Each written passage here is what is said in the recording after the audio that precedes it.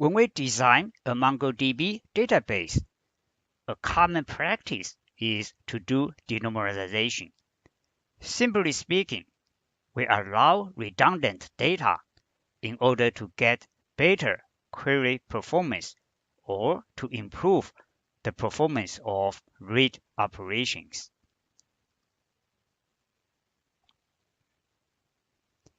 Here are a few things we need to consider to determine whether denormalization makes sense. If we have redundant data, we have multiple copies of the same data. Whenever we need to update the data, we cannot update the data in a single update operation. We will need to do multiple update operations.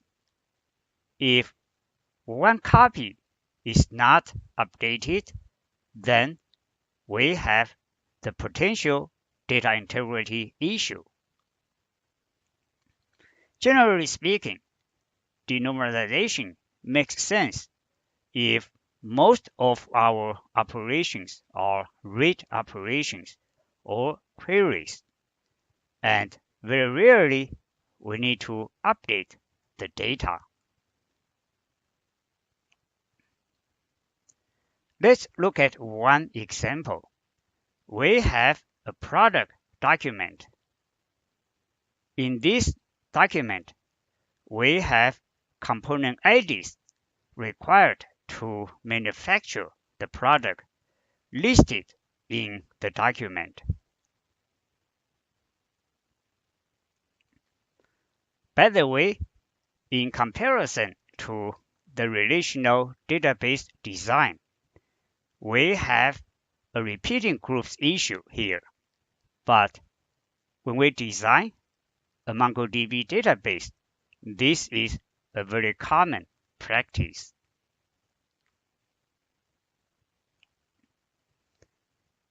We could denormalize the product document design by including the component names in the product document.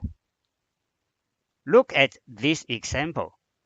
We have component names included in the product document. By doing this denormalization, if we want to look up component names, we don't need to do an extra or an additional read operation.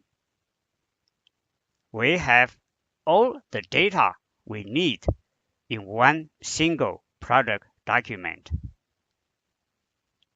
But if we need to update a component name, then we will need to do many update operations, and it could be very time-consuming and expensive.